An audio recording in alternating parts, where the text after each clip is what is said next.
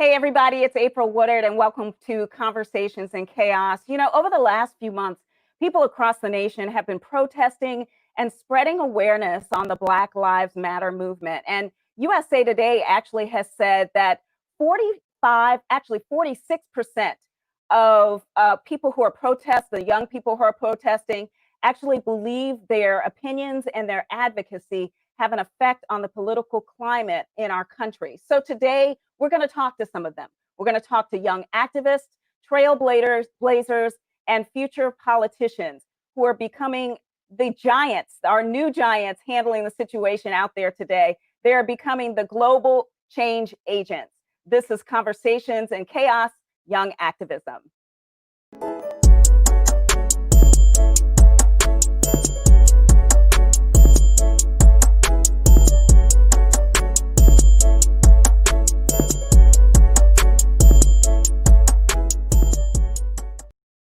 I want to say welcome to all of my activist panel. NUPOL KIAZOLU was not able to join us today, and she's going to join us at another time. But I'd like to welcome EDARI. Hi, Nyla. Nia White. Hey. Are you there, Nia? Good to see you. And CHIBUEZE EZENYILIMBA. How'd I do, CHIBUEZE? You did all right. You did all right. EZENYILIMBA. EZENYILIMBA is the last name. EZENYILIMBA. Okay, yes, I had it all wrong. I apologize for that. Nia, are you there? Did we lose Nia? All right. Well, let's get started. I'd first like to thank you all for being here as we continue to uplift and educate and motivate other young people to get involved in the journey towards change. And our first guest is an alumna of Columbia University and a current student at Barnard College. She's an activist and co-founder of Freedom March, NIALAH EDARI. And Freedom March is a protest organization devoted to help build nonviolent protests all over New York City. So let's take a look of some of her activism.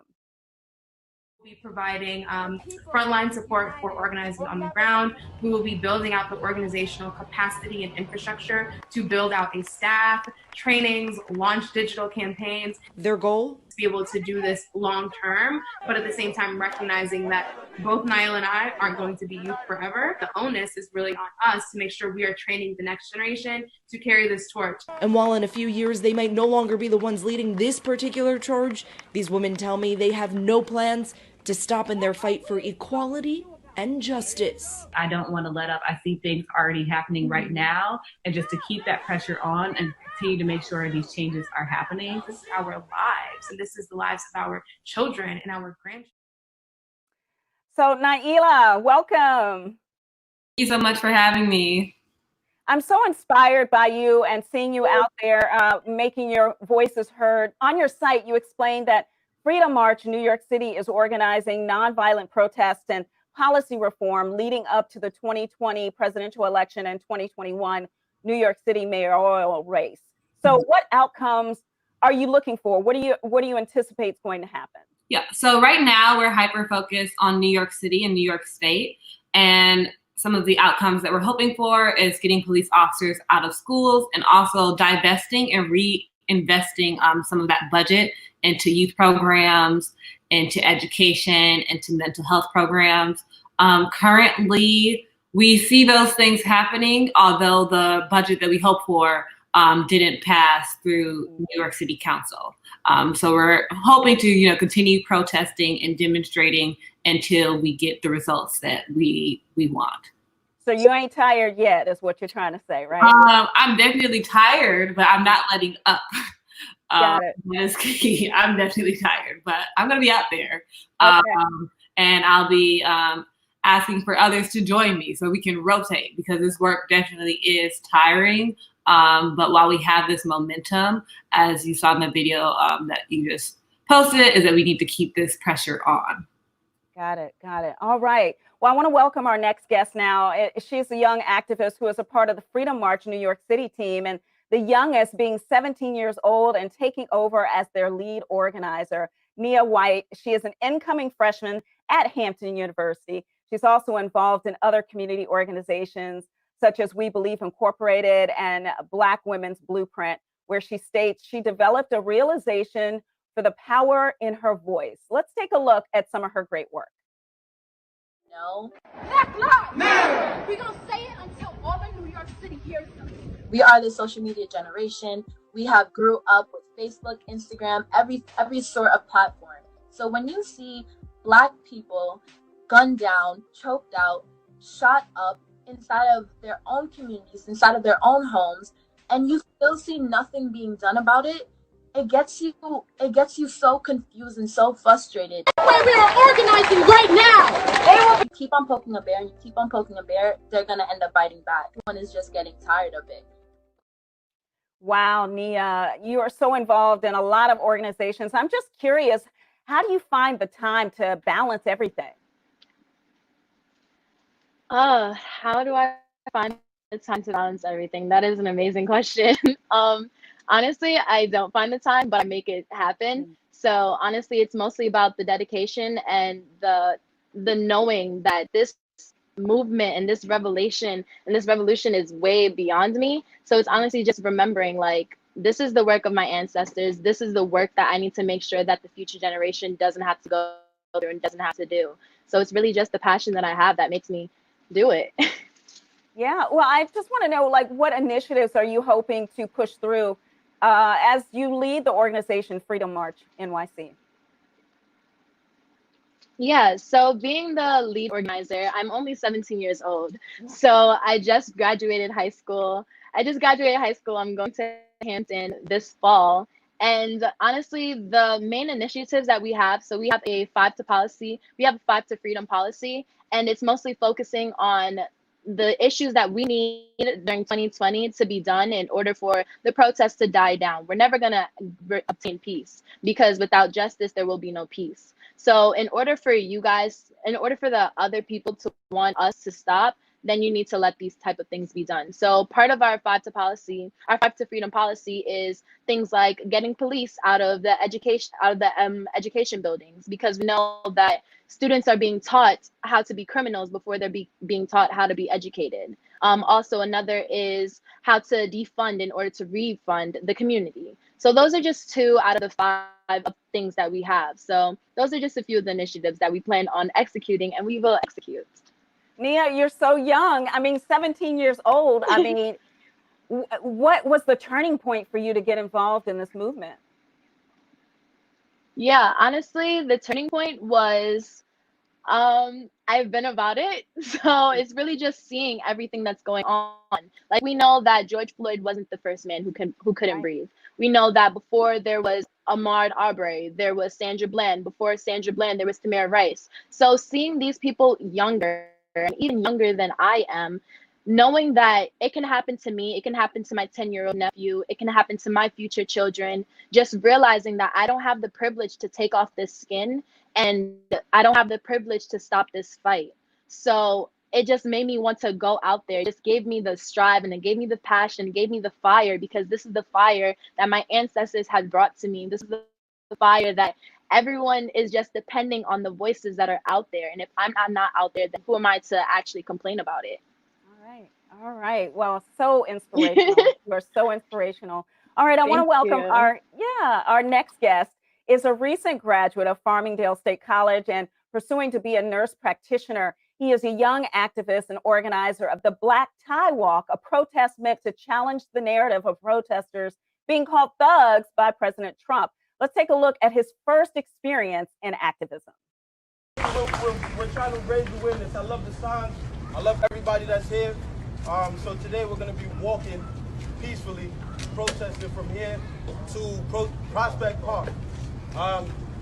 Today we're using this event as some to raise awareness to African American males, African American females, just to say that we are not thugs. The way we are dressed today is the way we dress every day. All right? We're not trying to cause a commotion. We're not going to be doing anything crazy. And again, thank you. I'm going to let my friend here speak. Welcome, CHIBUEZE. How are you? I'm well, and you? Good. So Tell me why it was important for you to formulate this protest when you're first wearing a tie and a suit. Basically, the narrative is always around black people that is always posted that we're thugs. You know, like what they show in the media isn't what we really are. You know? For me, it kind of hit home because like my father like came from Africa, from Nigeria. My mom came from Jamaica. I'm a first generation, and they've always been about excellence. My dad has 3 masters. You know, he came here with nothing. Has 3 different masters from the University of Illinois, University of Pittsburgh. My mom came here with nothing. You know what I mean? She came here and she's a health educator. So like, you know, I've never understood that narrative because for me, I've always been surrounded by black excellence.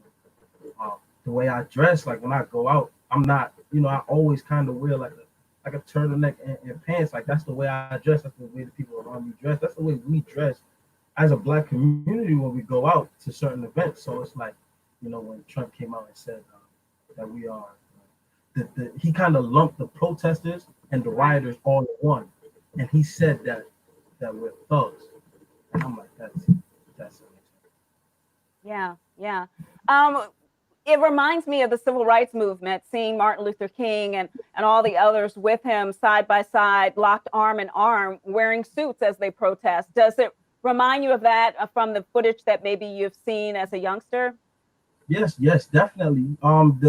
The best part about that is we actually did that. You know, we kind of reenacted the moment that we see, you know, learning, growing up.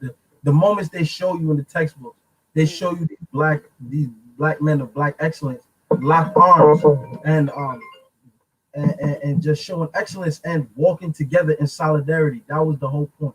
We're peacefully protesting, we're walking in solidarity, we're walking together, and we're showing that, you know what I mean, we're not thugs. You know, and it was a great turnout.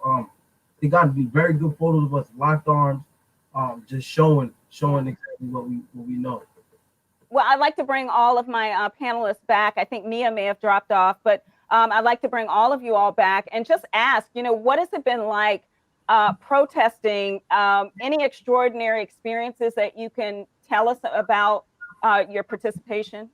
So I went to the Children's March hosted by Until Freedom and seeing Winta there. Winta is a 7-year-old activist. You may have seen videos of her saying like, no justice, no peace, marching through the streets. And just hearing her speak and that like our children are hyper aware of what's going on and they have to be aware of what's going on. And these are conversations that parents unfortunately have to have with their young ones. And just hearing her speak about like, we don't get no justice, we don't get any peace was just really profound to hear that from a 7-year-old and a really beautiful moment to be outside. Someone even younger than you guys. So what about you, CHIBUEZE? For me, it was amazing. Just for me, like when we did the protest, like just seeing the people that came out, people in support of us that is just not black people. You know what I mean? Like people that are not black people, and having those white counterparts and those Spanish counterparts and those brown counterparts, no matter what race it is, just to have those kind of people out there with us and fully support and dressing up suit and tie, like, you know, like I'm like, oh, I didn't know you would. Thank you, though. You know what I'm saying? Having them out there like that with us, and it was just amazing. And certain people's testimonies and what they had to say about the situation kind of opened my eyes. Because for me, being a black, I've never really kind of been exposed to these social injustice. I know of them, but I've never been exposed to it.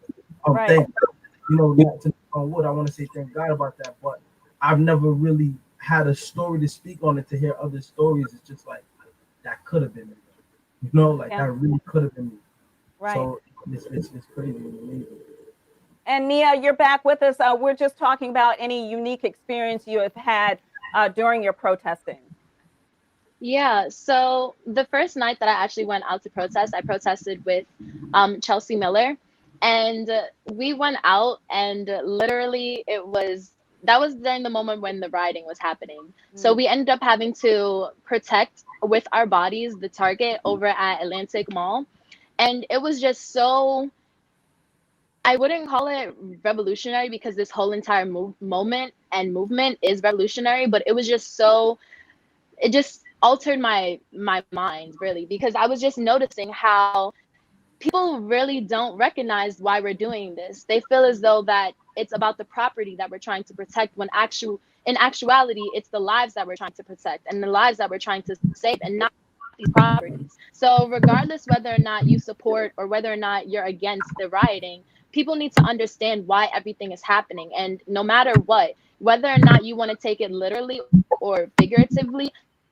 America will have to come to an end unless they realize that racism, and whether or not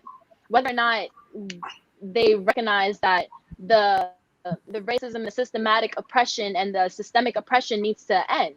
So when we were out there and realizing that the target was being more protected, and the businesses were protected, then it was just crazy to me, honestly. Mm-hmm. Have you guys ever experienced any agitators that have been on scene? We've seen videos on social. I had some friends that posted videos of bricks that were strategically left there, or even police cars that are not even in circulation anymore, being strategically left in certain places, and step by step. I think there was one brother who was on social media who showed the video and then broke it down and explained this person did this and that person did that. Did you guys witness any of that? The most that I Yeah. think. Okay. Go ahead, Nia. I'm sorry, CHIBUEZE. Mm-hmm. You can go. You can go. Oh, okay. Yeah. So, like I was saying, the first night that we had went out before Freedom March NYC was actually started, literally the following day. I think that that was the 29th or the 28th, I believe. But basically, it was me, my sister, and a group of other protesters, and we had to line up in front of the target, locking arms with like poles in front of us, because agitators were among us, undercover officers were among us, and literally they were just trying to get the crowd riled up, and we had to protect ourselves with against 100 other protesters who were just trying to shift the narrative, honestly, and they weren't recognizing why we're out here. So we had to make sure that our narrative was being said and our narrative was being heard, because that's what matters. Right. Yeah. Go ahead, CHIBUEZE. So for me, the most that I can personally speak on is that I noticed. Because I didn't, my protests were early in the day, and I remember like the riots kind of happened after, like when they really started rioting. What time was it? After 8, I believe. I'm not really I don't remember, but we were out there from, I'll say, 11 a.m. till about 7 p.m. and we started seeing the officers line up. We started seeing them, with their batons and their shields and stuff like that. So at that point, that was when we kind of disbanded it. We kind of told everybody, hey, listen, if you don't have a way home, come here. Like we had people out there, we had EMTs, we had, just in case, because it was very hot too as well, but we just had like EMTs and people out there just to kind of guide people home and help people get home, because we tried to avoid that. That was the whole basis for us. We're like, we're going to peacefully protest, and we're also going to avoid any kind of face-to-face interaction with those police officers. So I can't really say I saw anything on that scale, because we kind of tried to do that. I see. Okay, and when you answer, just get a little closer to the mic, because it's sort of, you're going in and out a little bit, CHIBUEZE. I want to ask NIALAH, do you think that it's become a trend to protest? Some people argue that it has. What do you think? Do you push back on that statement? And so I push back a little bit. It's definitely not a trend for me or a trend for Nia or a trend for people who have been here. It's their first time out here and they wanted to, make a statement. But it has been trendy in some ways for allies who may have been showing like performative allyship. That first week, you see a lot of posts, a lot of allies posting about this is what actions they can take, what can they do, and then lately it's kind of been quiet. So that I would say you have to remind people that Black Lives Matter is not a trend. This is our livelihood. Like, we're fighting for our lives. It's not the newest hashtag, not the easiest way to get likes right now, because this is a conversation that's going on. This is our livelihood. So in some ways, I would say that it's trendy for some people, but it's not. What do the rest of you think about that? Definitely. I believe that it being a trend can be a good and bad thing, because being trendy just anything that's a trend brings national attention, and that's what we want. We knew that it was going to be a trend, and we knew that, and it was always noted that eventually people would try to change that, like try to get off of that. And that's what we're trying to do, is we're trying to stay on that. For example, like I was doing my marches very early, and then I said, let me step back, and I'm gonna go back again later on when it's not as much conversation, because I'm gonna try and keep that conversation going, because that's what we do. So yes, I would say sometimes it is a trend. Like I would say it is a trend, and we just want to keep the trend going for as long as possible, because as you can see, we're getting a lot of national attention, and a lot of things are starting to happen. We're starting to get noticed, and that's the whole point. That like that's what we're trying to get done. But do you think that a trend will turn into permanent change? Any of you? Definitely. I think I could take that one. Yeah. Okay. Oh, No. would you like to go? Okay. Okay. Yeah. So I feel as though that the idea of a trend can be a good or a bad thing. Like we've seen how the writing became a trend, and people were doing it literally across nations. So Freedom March NYC doesn't demonize, nor do we condone writing. It's really not our place. We just make sure that our narrative is centered around nonviolent protest, so that our protesters who come out and trust us can actually go home safe and not be in fear. So honestly, when we think about Black Lives Matter becoming a trend and whether or not it will actually implement permanent change, we should honestly just think about like the trends that were happening during the civil rights movement. It wasn't really a trend, it was more of a revolution. So if that's in the sense of the trend that's going on, then I'm all for it, because it did actually implement change during that time. Even though we're still facing these issues, but there are actual policy changes that will actually come when people realize that Black Lives Matter, not because it's a trend, but Black Lives Matter each and every day, because again, we don't have the option to take off the skin or say that we don't matter today, but we matter tomorrow. CHIBUEZE, you want to take it too? I feel like she basically covered everything, but for me, I believe, like she said, trends.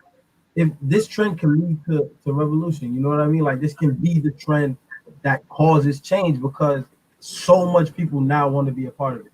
Yeah. For those that don't know, or for those that were to and trying to kind of ignore it, now they're seeing. Like for me personally, I've had friends of opposite races that never really understood it, and now they see like me or people around me that are just so passionate about it, and they're like, wow, you know, I'm learning, and they're willing to learn. I think I saw a post where a guy was a former a KKK member. He had like a specific tattoo that he said he's getting removed because he never really understood anything, and this kind of brought knowledge to him. So I feel like this trend is just, it can become evolutionary. So I want to ask you all, you know, we talked a little bit about Martin Luther King, and you all wearing ties and suits while you protest, CHIBUEZE, and you know, it took 13 years for there to be change. We're just in a few weeks, you know, here, not a few, but, you know, a couple of handfuls of weeks, not years. Are you all prepared for the long haul? Definitely. And that's why we launched Freedom March to be a led civil rights organization. So after being out there May 31st, we're like, we're in this for the long haul. We want this to be long term. As we say on our website, this is not a moment, this is a movement. We want to do this work sustainably. So we plan to continue lobbying for the legislative change that we want, and also demonstrating to make sure that people are aware of the changes that we are protesting for. Right. And what kind of push is it going to take for the recognition for cases such as Breonna Taylor? I mean, there hasn't been a charge or a conviction. I honestly think that that's going to take for more amplification from allies, from Black men. We see how much energy was given after George Floyd's death, how people took to the streets. So we need that same energy for Breonna Taylor. And Freedom March NYC is doing that, but we can't do that by ourselves. Like, we need people to come outside for Black women the same way that we come outside for Black men. Right. Anybody else want to respond to that before I go to the next question? Yeah, definitely. Me personally, Black Tower, what we actually did after doing our first march, we kind of marched in the name of Black women. We teamed up with this organizational group called Strategy for Black Lives, led by beautiful Black women, intelligent queens that, you know, they were just walking and we were just naming them. We were speaking on Sandra Bland, Breonna Taylor. There was so much more women. I'm sorry, I can't remember off the top of my head right now, but it was so much that they educated me on. And even not even just Black women, you know what I'm saying? Like the transgender community, they're being targeted as well. So it's just a huge learning experience for me as a black man, and just seeing like anytime something happens to a Black man, we always notice how hard our Black queens ride for us. You know what I'm saying? So it's like for me, I come from a Black woman. I come from a Black queen. So I can't let things happen to these Black women, these Black queens, and I'm not riding out for them. So that's how I felt about it. I feel like I need to be outside marching for our Black queens. And I'm not going to stop saying anything until something happens for Breonna Taylor, for Sandra Bland. Like, you know what I'm saying? Like that one right there, Sandra Bland, is very scary. Just seeing what really happened scares me, because that could have been my mom. Right. Well, speaking of your mom, has everybody approved of you all protesting, particularly in the midst of a pandemic? I mean, what are your parents saying? Are they encouraging you, or are some of them not as encouraging? Just tell me, you know, what they have to say. My family is super proud. I know in order to come back, like to visit, I definitely needed to get tested, and I did get tested. And I also just make sure that when I'm outside, I'm wearing a mask. Of course, I know that being outside in general is a risk, mask or not, but I make sure that I, along with my team members, take the proper safety precautions. And then when we get back home, quarantining. So, you know, resting until it's time to go back outside again. We have a question. It says, what is the most difficult thing about protesting? I feel as though protesting within a pandemic, that has probably been the most difficult thing, honestly, because then you're trying to fight for these people's lives, but then your life is also being at risk because of the second pandemic, while you're trying to stop the first pandemic that has been happening for over 400 years. So it's honestly just trying to realize that you need to take precautions while also taking precautions so that you're not engaging with the police officers, but also not engaging with too many people. So with Freedom March NYC, we're usually leading thousands of people throughout these protests, and we're literally talking in front of thousands of people, and we can't say like we haven't been inside the space where there possibly could have been something out there that could have affected us, because we don't know. So honestly, it's just realizing like you need to take precautions double time now, so especially during these times. Okay. All right. New Yorkers, let's see. CHIBUEZE, you're in New York. NIALAH, are you in New York, or is it Nia? So I am in New York. You asked me earlier where I was from, so I said Milwaukee, Wisconsin. Okay, so have you guys had a chance to check out the renaming of the streets to Black Lives Matter Avenue on 5th Avenue in New York? I haven't. I've seen it on social media. Okay. What about you, CHIBUEZE? Yeah. No, I didn't watch it. Okay. What do you guys think about it? It's a nice gesture. You know? You want action, right? It's cute. It's really cute. It's nice. We asked for this, and you give us that to kind of like. Do you think that's what that's not what we asked for? But it's nice. Thank you, because how they gave Dr. Martin Luther King his own like day. You know what I'm saying? Like they give us a whole month, but they don't really understand what we really want, and we keep saying it, and they give us the opposite. So it's a nice gesture. Thank you. Well, a lot of people have expressed, you know, different opinions about it. Trump, of course, wasn't for it because it's right in front of one of his buildings, and other people have complained about it. But I'm interested, speaking of Trump, your opinion about him equating protesters and activists to terrorists. You all have been all a part of organizations that have been promoting nonviolent protests.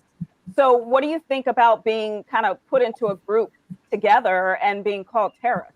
I definitely believe that shows what kind of person he is, what kind of man he is, where his morale stands, especially claiming that there's good people on both sides in Charlottesville when a young woman was killed, but yet protesters are terrorists. So that just shows that is who we have occupying the White House. We have a racist who does not care for Black lives.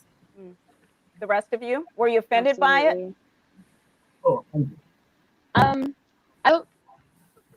yeah, I wasn't really offended by it.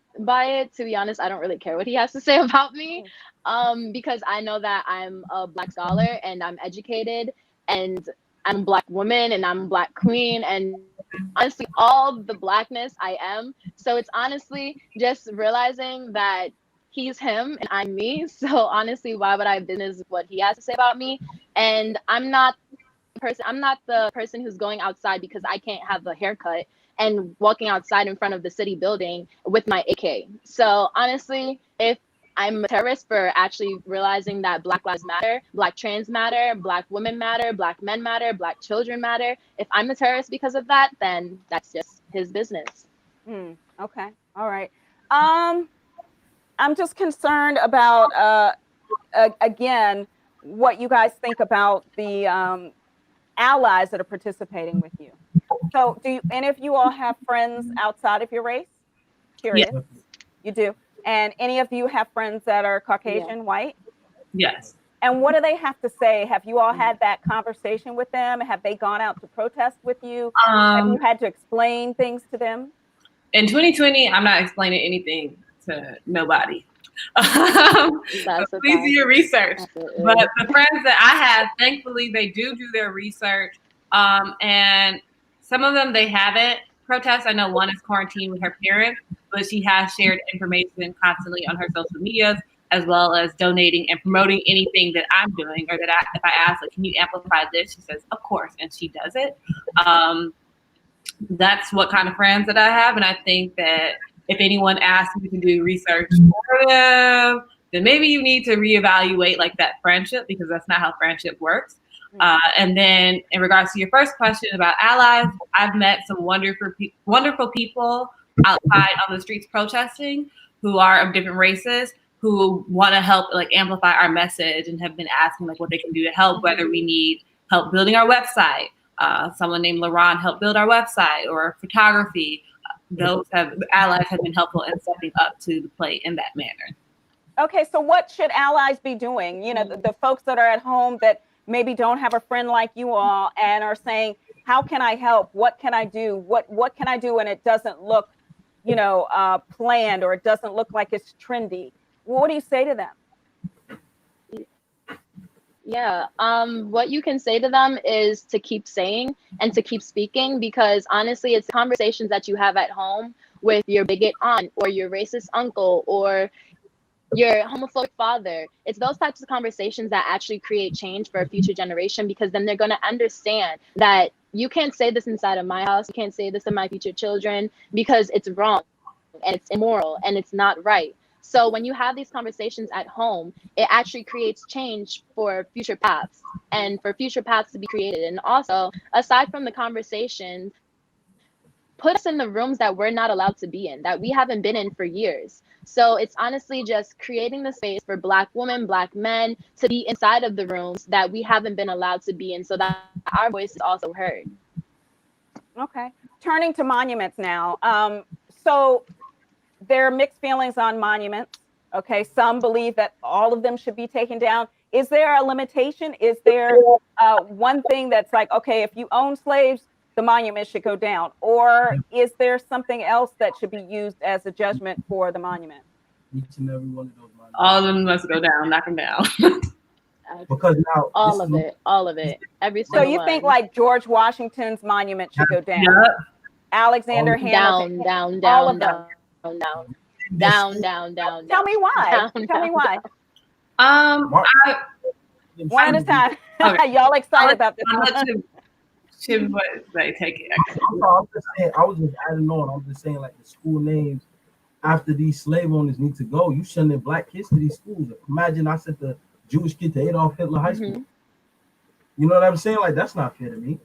You know, you want me to sympathize for your groups and for all of you guys want sympathy from us, but you don't sympathize with us. No, it's unfair to me. But that's just all I had to say on it. I want to hear what you think. NIALAH, what do you think? They definitely need to come down. The schools need to be renamed. As he said, how is it that a Black child has to attend Robert E. Lee High School? Like, are you serious?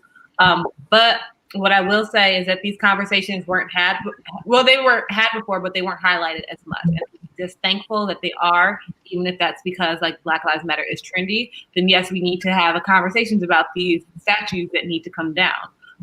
Especially when we realize the history that we weren't taught in schools, like George Washington having teeth from enslaved African people. Like, that's problematic in themselves. And we honor this man maybe because he was the president of the United States, but Black people weren't free at that time, you know? And a lot of these presidents who either raped enslaved African people or owned them, like, why are we honoring them? Whose history are we honoring?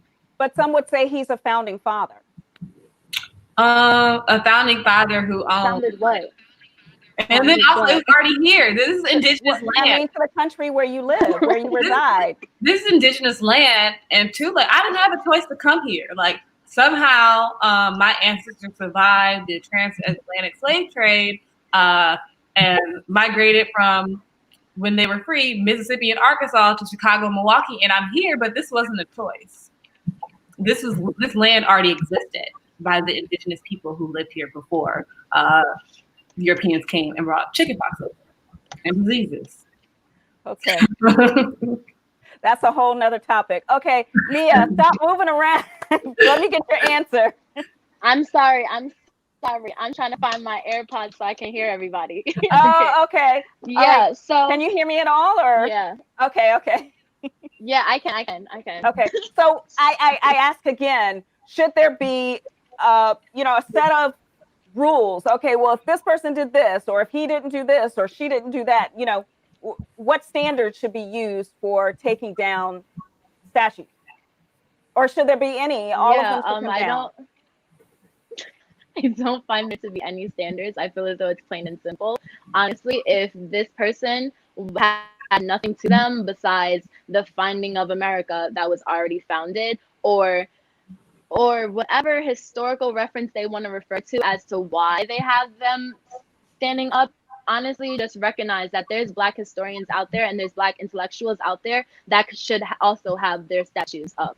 So when we talk about trailblazers and why they should have statues, then honestly, take down Christopher Columbus and put up Rosa Parks. Like, take down George Washington and put Frederick Douglass.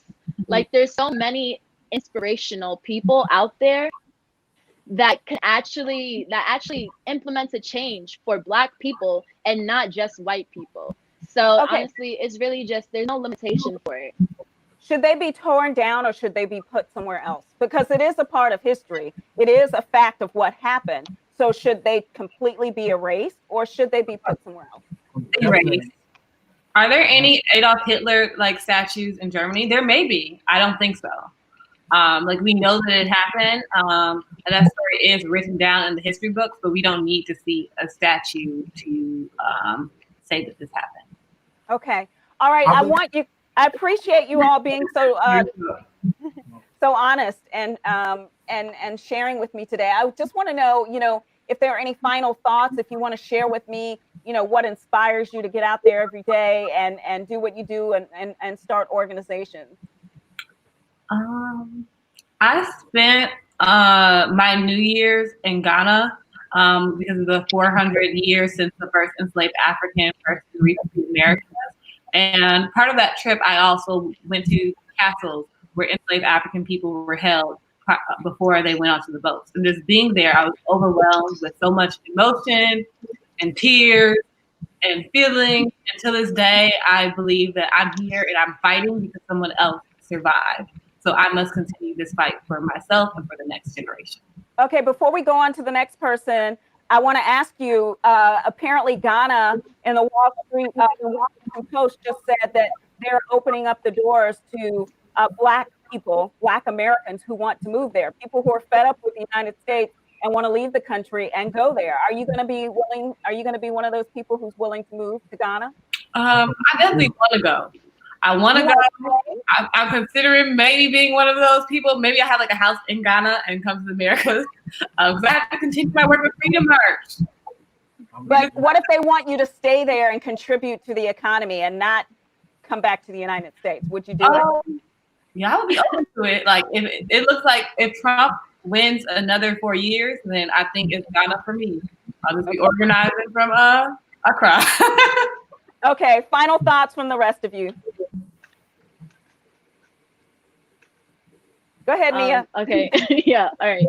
So honestly, my final thoughts is support your local activists, support your local protesters, whether or not it's through donations, whether or not it's through just amplifying the work that they're doing, and trust in the youth, trust in Black women, because they will lead you to your better future. And that's about it. Okay. CHIBUEZE? Yeah, I think we should, like she said, support the local activists. But I also believe that us, like our activism, it shouldn't just be marching. Now that we've marched, now that we did what we've done, it's time to reach back into the community and educate the youth. You know what I'm saying? We need to start teaching the youth, because look, I'm a 23-year-old kid. She's 17. Like, you know what I'm saying? Like, I never saw anybody my age or even 17 around me. Like, the 17-year-olds and 23-year-olds around me, we not on this. It's not the stuff we're around. So if more of us around our age group, we're reaching back into the community and showing the people of our age and younger, like, yeah, this is what we need to be doing, and motivating them and getting them ready and showing them what we, you know what I'm saying, what the end goal is, that this is a long-term game and let's all get on one accord, we could definitely accomplish something major. That's all it has ever been. If we all came together and just did this, especially the youth, because the way the youth is now, this new generation, we take over the world. I'm just saying, we could really cause some immense change and really actually accomplish it. And we definitely. And to this point, Nia forgot to say this, I forgot to say this as well. Follow Freedom March NYC for our latest updates. We'll actually be launching an organizer training program where you can sign up, and then you will have a training for a week, and you'll learn how to do your own nonviolent protest, as well as voter registration, lobbying, and policy information. So follow us at Freedom March NYC so you can stay tuned and be updated when we launch that program at the end of this week or early next week. And obviously, you all, except the 17-year-old Nia, are registered to vote, right? Yeah. You're registered, right? Actually, you're Scorpio. I am registered. I'm pre-registered. Okay. I'm pre-registered. So November, I am ready. All set. All right. And let me say this to you, Nia. I'm a professor at Hampton University, and I give extra credit for my registered to vote students and students who vote. So please take my class, Jack 101 or Jack 320. Okay. Absolutely. All right. I'll see you in class. I just want to thank you guys so much for tuning into the show. I want to thank all of my guests. I want to thank NIALAH and EDARI, and Nia White, of course, and CHIBUEZE. I'll finally get it right. Thank you guys so much for being on today. All right, thank you. Okay. And also, thank you for holding this. Oh, sure. Absolutely. Absolutely. Thank you guys. And stay around. I want to talk to you at the end real quick. And I also want to thank you guys for your questions and your comments and for watching. Please share this. Please subscribe. And always know that it starts with a conversation, even if it's the most difficult conversation and you don't always agree with what everybody's saying. And you can still have that conversation even in the midst of chaos. Thanks. I'm April Woodard.